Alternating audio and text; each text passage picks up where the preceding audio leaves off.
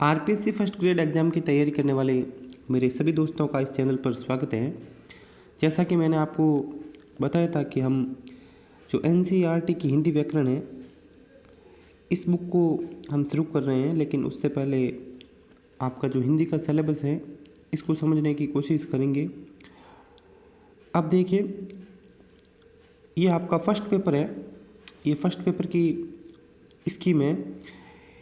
इसमें आपको लगभग 12 सब्जेक्ट पढ़ने होते हैं और उसी में से जो दूसरा भाग है, इसमें आपका यहाँ पर लिखा है कि लैंग्वेज एबिलिटी टेस्ट, और इसमें हिंदी और इंग्लिश। अगर हम प्रश्नों की संख्या की बात करें तो 5% लगभग 5 या फिर 6% भी पूछ सकते हैं, लेकिन अभी तक के एग्ज़ाम में 5% पूछे हैं इन्होंने। तो 5% हिंदी के आपके फर्स्ट पेपर में, और आपका हिंदी का जो सिलेबस है बहुत ही छोटा है। अगर आप चाहें तो इसमें से 5 में से 5 सही कर सकते हैं, लेकिन इसके लिए आपको ऑथेंटिक सोर्स पढ़ने होते हैं, क्योंकि इसमें देखिए, पहला जो चैप्टर होगा संधि और संधि विच्छेद, फिर आपका उपसर्ग, फिर प्रत्यय। इसमें आपका ये ध्यान रखने वाली बात है कि इसमें आपको समास नहीं पढ़ना पड़ेगा। फिर आपके विलोम शब्द हो गए, उसके बाद में अनेकार्थक शब्द, फिर शब्द युग्म और शब्द शुद्धि के साथ साथ वाक्य शुद्धि, और क्रिया में भी अकर्मक और सकर्मक क्रियाएं। फिर आपके जो तकनीकी शब्दों के समानार्थक हिंदी शब्द हैं, जिसे आपको ये वाला जो टॉपिक है मैं एक अलग बुक से मेरे नोट्स से पढ़ा दूंगा। बाकी ये जो आपको पूरा का पूरा सिलेबस है वो आपके इस बुक में मिल जाएगा, ये वाली। ये बात आप ध्यान रखिए कि ये जो 2012-13 में जो ओल्ड बुक्स थी एनसीईआरटी वाली, उसमें ये चलती थी, और अभी जो वर्तमान में राजस्थान बोर्ड के द्वारा जो नया सिलेबस लागू किया गया है इसमें ये बुक अभी साथ में इन्होंने नहीं दी है। बाकी ये सप्लीमेंट्री के रूप में देते थे। मेरे पास इसकी हार्ड कॉपी है, तो मैंने वहाँ से ये स्कैन करके पीडीएफ बना के आपके सामने ये वीडियो बना रहा हूँ। तो ये लगभग 20 पेज में है, बहुत ही शानदार, बिल्कुल सरल भाषा में यहाँ पर इन्होंने समझा रखा है, और इसके उदाहरण तक आपको पेपर में देखने को मिलेंगे, आप विश्वास कर सकते हैं। और एक दूसरी बात अगर इसके बारे में करें तो ऑथेंटिक मानी जाती हैं। जो आरबीएससी की जो बुक्स हैं, जो कि हिंदी की थी, उसमें काफ़ी गलतियां थी।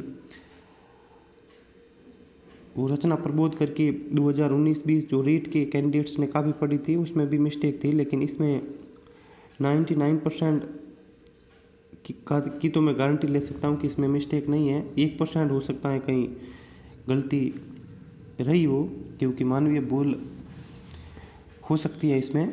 बाकी इसमें ऑथेंटिकता के हिसाब से और भाषा के हिसाब से बहुत ही शानदार है, पढ़ने का मज़ा आपको आएगा। ये मेरा आपसे वादा है। आप वीडियो कंप्लीट देखें, लगातार देखें, ताकि आपको इसका फ़ायदा है वो सीधे सीधे मिल सकें। अब चलिए बिना देर के शुरू करते हैं संधि। अब देखिए, बिना देर के हम संधि शुरू करते हैं। संधि दो ध्वनियों या वर्णों के परस्पर मेल को संधि कहते हैं। अब देखिए, इन्होंने लिखा है ध्वनि। अब ध्वनि जो हमारे मुंह से निकलती है, अलग अलग वर्णों की अलग अलग ध्वनियाँ होती हैं। तो जब ये अलग अलग ध्वनियाँ परस्पर मिलती हैं तो फिर एक नई ध्वनि का जन्म होता है, और इसी घटना को क्या कहते हैं? संधि कहते हैं। अर्थात जब दो शब्द मिलते हैं, आगे इन्होंने फिर से समझाया है कि अर्थात जब दो शब्द मिलते हैं तो प्रथम शब्द की अंतिम ध्वनि, यानी कि अंतिम वर्ण, और मिलने वाले शब्द की प्रथम ध्वनि। अब देखिए, यहाँ पर मैंने राम शब्द लिखा और यहाँ पर आचार्य लिख दिया, ठीक है। अब देखिए, इसमें इसका जो प्रथम वर्ण है वो रा है, और उसके बाद में अंतिम वर्ण है तो माँ है। इसमें माँ में भी जो है ध्वनि आ की आ रही है, अगर आप म प्लस अ मिलाते हैं तो ये हलंत है, ये इस म के आधे होने का संकेत है, और इसमें जब अ मिलता है तो ये इस प्रकार से बन जाता है पूरा म। ठीक है, तो ये अंतिम वर्ण और इसका जो प्रथम वर्ण, ये दूसरा पद है और ये प्रथम पद है। इसका जो दूसरे पद का पहला वर्ण जब पहले पद के अंतिम वर्ण में मिलता है तो फिर जो विकार उत्पन्न होता है इसे हम संधि कहते हैं। जब दो शब्द मिलते हैं तो प्रथम पद की अंतिम ध्वनि और मिलने वाले शब्द की प्रथम ध्वनि के वर्ण से जो विकार उत्पन्न होता है उसे संधि कहते हैं। ध्वनियों के मेल में स्वर के साथ स्वर जैसे राम प्लस अवतार, स्वर के साथ व्यंजन जैसे आ प्लस छादन, और व्यंजन के साथ व्यंजन जगत प्लस ना ता हलंत है, यहाँ ध्यान रखें। व्यंजन के साथ स्वर जगत प्लस ईस। ठीक है, यहाँ पर ता व्यंजन है, हलंत है, और ईस जो है इसका ई स्वर है, और विसर्ग के साथ स्वर मना धन अनुकूल, और विसर्ग के साथ व्यंजन मन धन हर का मेल हो सकता है। तो यहाँ पर आपको मोटा मोटा बताया है कि संधि में कौन कौन सा जो विकार है वो उत्पन्न हो सकते हैं। थोड़ी सी गले में खराश है, तो अगर आपको समझने में परेशानी हुई हो तो क्षमा चाहता हूँ मैं। अब देखिए, संधि तीन प्रकार की होती है। संधि में प्रथम जो है वो स्वर संधि, फिर आपकी व्यंजन संधि, और फिर आपकी विसर्ग संधि। अब हम सबसे पहले स्वर संधि के बारे में पढ़ेंगे। स्वर संधि के भी 5 प्रकार हैं, एक एक को बहुत ही अच्छे से डिटेल से समझने की कोशिश करेंगे। अब देखिए, स्वर संधि में जो आपके स्वर हैं, आपको पता ही होगा कि स्वर कुल 11 है। कुल कितने हैं स्वर? 11। अब 11 कौन कौन से हैं, तो इसको इन्होंने यहाँ पर डिफाइन किया है। अ आ ई उ री ए आई ओ औ। तो यहाँ पर अंग और अह को छोड़कर सभी जो है वो आपके स्वर है। अब तो स्वर 11 हैं, इन्हीं के कभी इस साइड एक स्वर होगा और इस साइड कोई दूसरा स्वर होगा। ये इस प्रकार के 5 प्रकार होंगे यहाँ पर आपको, और उन्हीं में जो विकार उत्पन्न होंगे वो स्वर संधि होंगी। तो देखिए, स्वर के साथ स्वर के मेल को स्वर संधि कहते हैं। हिंदी में स्वर 11 होते हैं, अ आ ई उ री ए आई ओ औ, तथा व्यंजन प्राय स्वर की सहायता से बोले जाते हैं। और ये बात भी आप ध्यान रखिएगा कि मैंने म लिखा है तो ये म अकेला नहीं है, इसमें ये म हलंत ये व्यंजन है और इसमें अ मिला है, तो फिर आपका ये जो कंप्लीट म बना है ये आपका इस प्रकार से म बनता है। अब देखिए, और ये ध्यान रखिए कि ये जो हलंत है ये म आधा है, और इसमें अगर अ मिलाता हूँ मैं तो ये आपका म बनता है, और ये व्यंजन कहलाएगा। फिर आपको ये व्यंजन कहलाएगा क्योंकि इसमें हलंत म और कंप्लीट जो अ है वो मिला है। अगर मैं यहाँ पर हलंत म प्लस ई करता हूँ तो ये इस प्रकार से मी बनेगा, ये भी आपकी व्यंजन की कैटेगरी में जाएगा। व्यंजन प्राय स्वर की सहायता से बोले जाते हैं, जैसे राम में म में अ स्वर नीत है, राम प्लस अवतार में म का अ तथा अवतार की अ स्वर का मिलन होकर संधि होगी। अब देखिए, स्वर संधि के 5 प्रकार होते हैं। सबसे पहले जो है स्वर का प्रकार दीर्घ संधि, फिर आपकी गुण, और फिर वर्दी, और फिर आपकी यण हो गई, और ये अयद हो गई। आपको सबसे अधिक परेशानी यहाँ से शुरू होती है, और सबसे अधिक परेशानी भी ये इन दो में होती हैं। तो इनकी एक छोटी सी ट्रिक है, वो मैं आपको जब मैं इसको पढ़ाऊँगा तब आपको बताऊँगा, इसमें आपको बिल्कुल भी समस्या नहीं होगी। अब देखिए, दीर्घ संधि शुरू करते हैं। दीर्घ संधि में सबसे पहले ये समझने वाली बात है कि दीर्घ स्वर कौन कौन से होते हैं और लघु स्वर कौन कौन से होते हैं। अब देखिए, इनको लघु भी कहते हैं और इनको ह्रस्व स्वर भी कहते हैं, और दीर्घ को गुरु स्वर भी कहते हैं और दीर्घ स्वर भी कहते हैं। तो सबसे पहले तो आप ये ध्यान रखिए कि अ आ ई ऊ ऊ। अब देखिए इनमें ये जो है यह आपका लघु है, ये भी लघु है और ये भी लघु है। ये ध्यान रखिए लघु आपके 3 हैं, अ ई उ, अ ई उ। और अगर दीर्घ की बात करें तो दूसरा, चौथा और फिर आपका छठा, ये आपके दीर्घ स्वर है।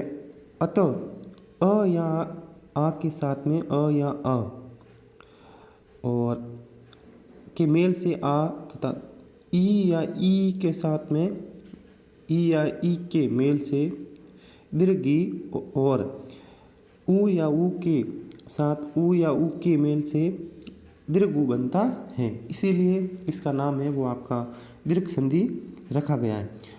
अब आपको मैं साधारण भाषा में समझाता हूँ। जैसे जैसे अब देखिए ये रहा नयन प्लस अभिराम। अब देखिए ये न में आ, मैंने आपको पहले बताया कि इसमें आ छिपा रहता है और यहाँ पर आ, और अ और अ जब मिलेंगे तो ये आपका आ बनेगा। क्या बनेगा? आ। फिर आपका जैसे एक मिनट आगे उदाहरण आपको यहीं से मैं बता देता हूँ ताकि लिखना ना पड़े। हाँ ये रहा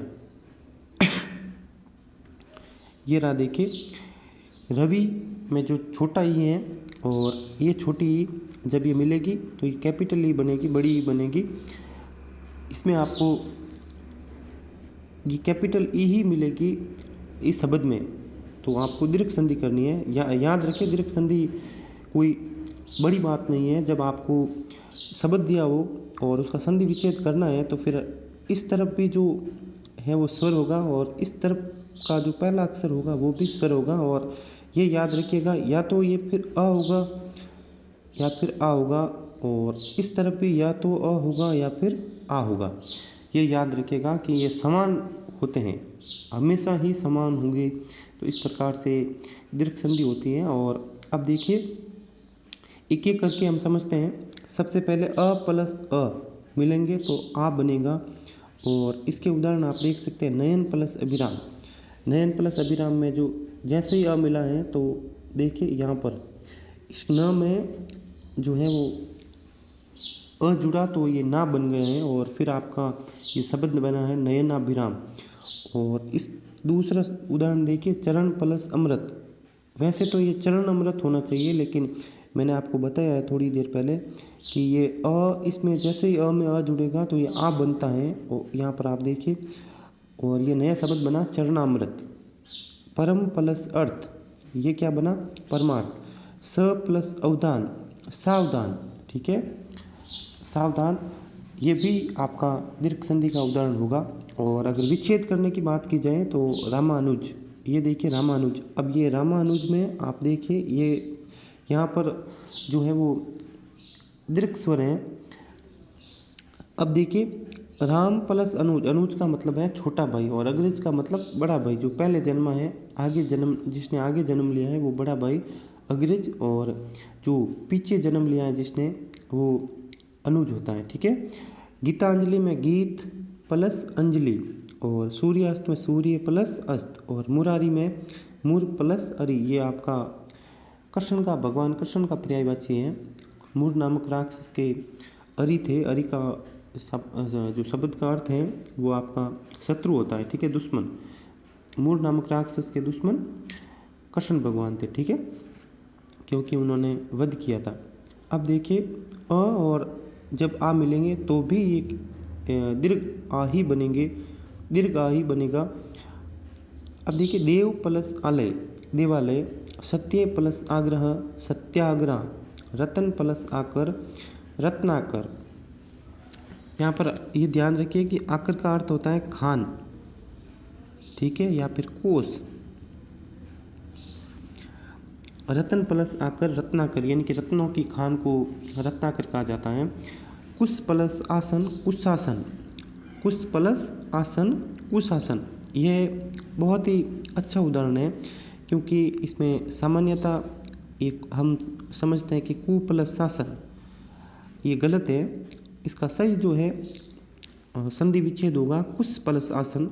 ये छोटी छोटी जो बारीकियाँ होती हैं, इसी कारण से हमारी जो संधि है वो हमें हार्ड लगती है, गलत होती हैं। तो इस प्रकार की अगर हम ध्यान रखेंगे तो आपका ये प्रश्न गलत नहीं होगा। आगे बढ़ते हैं। अब अगर विच्छेद की बात करें तो छात्रावास, छात्र प्लस आवास, छात्रावास, ठीक है। दीपाधार का विच्छेद हो गया दीप प्लस आधार। देवानंद, देव प्लस आनंद। और प्रारंभ में प्र प्लस आरंभ, ठीक है, प्र प्लस आरंभ। अब अगला जो प्रकार है, इसमें जब प्रथम पद का अंतिम वर्ण आ हो और अंतिम पद का प्रथम वर्ण अ हो तो भी आ ही बनेगा, क्योंकि मैंने आपको बताया है कि इसका नाम दीर्घ है तो फिर या तो आ बनेगा या फिर ई बनेगा या फिर ऊ बनेगा, ये तीन ही बनेंगे। दूसरा आपको इसमें उदाहरण देखने को नहीं मिलेगा। अब देखिए सेना प्लस अध्यक्ष सेनाध्यक्ष, सेना प्लस अध्यक्ष सेनाध्यक्ष, तथा प्लस अपि तथापि, युवा प्लस अवस्था युवा अवस्था, विद्या प्लस अर्थी विद्यार्थी। अर्थी का यहाँ पर अर्थ होता है ग्रहण करने वाला या मांगने वाला।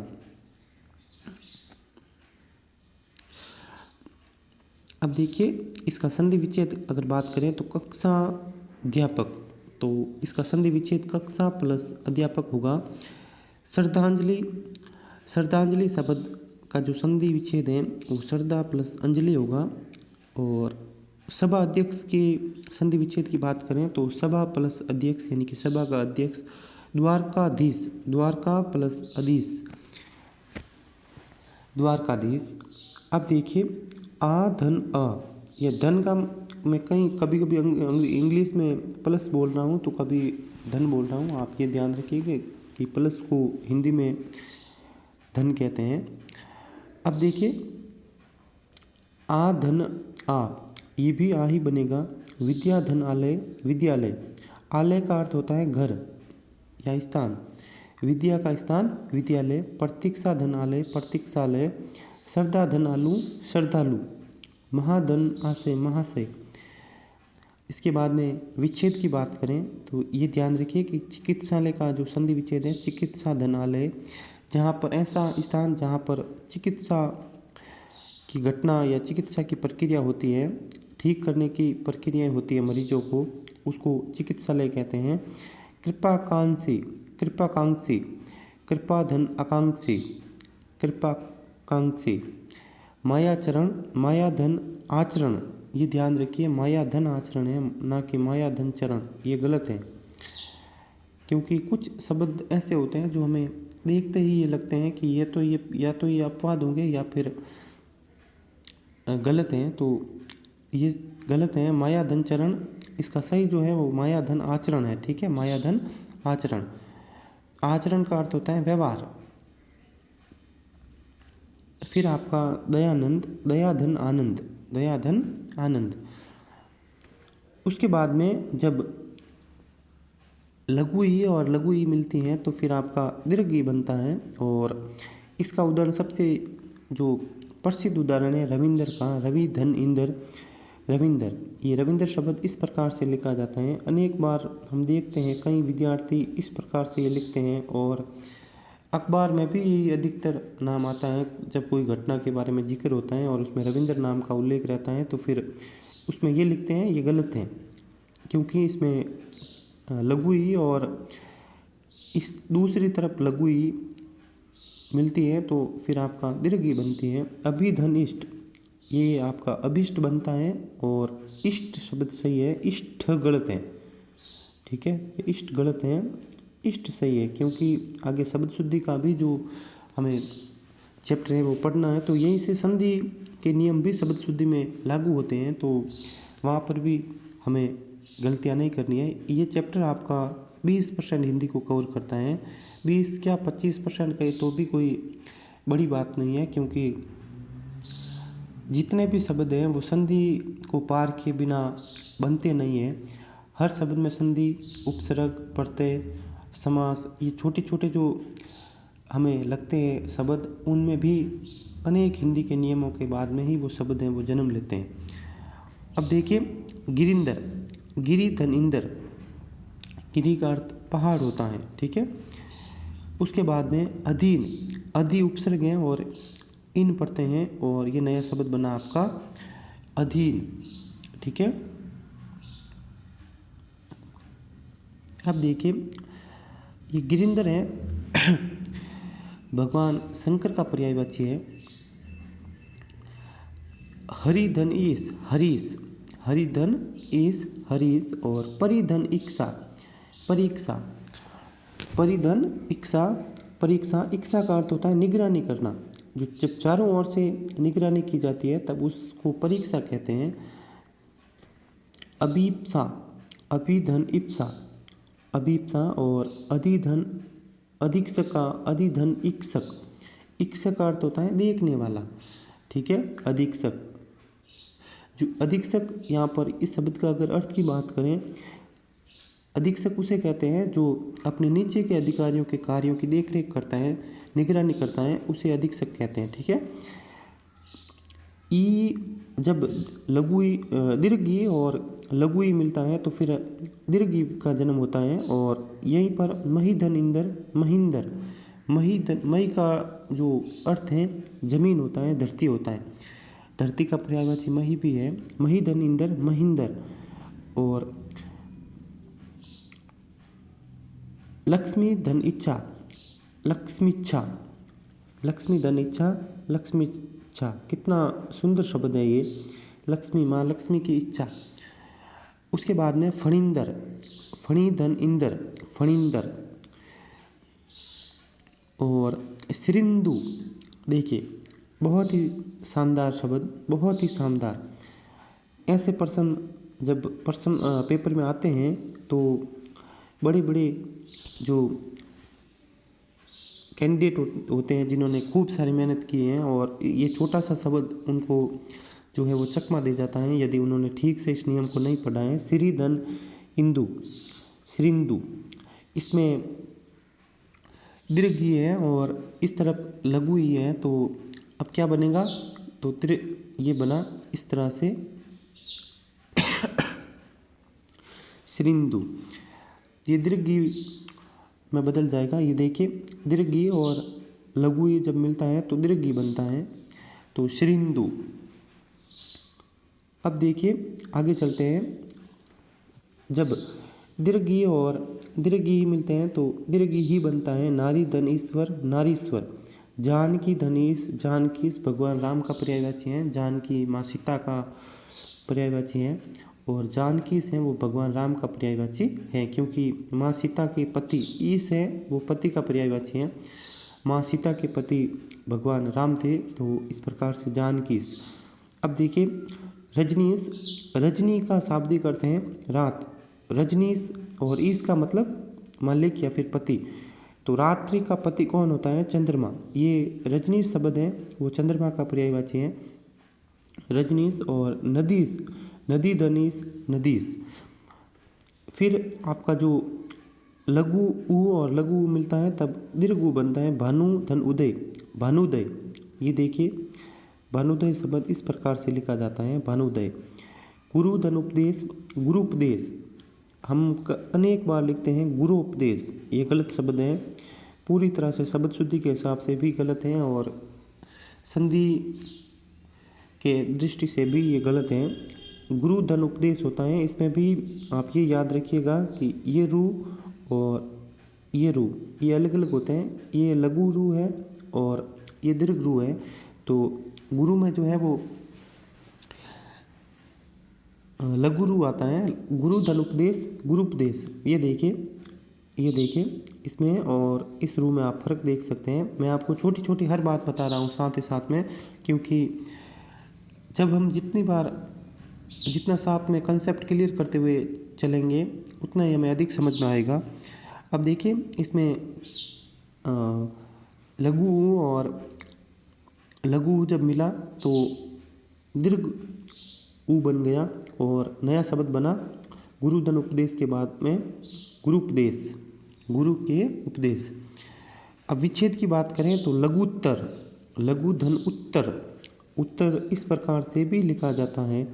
और ये जो हम ये इस प्रकार से चिन्ह देखते हैं वो आद्यता को संकेत करते हैं, हलंतता को संकेत करते हैं। लघु धन उत्तर, लघुत्तर, कटुक्ति, कटु धन उक्ति। ये देखिए कटु इस प्रकार से लिखते हैं और उक्ति का मतलब होता है कोई बात या पंक्ति। कटुक्ति, कड़वी बात।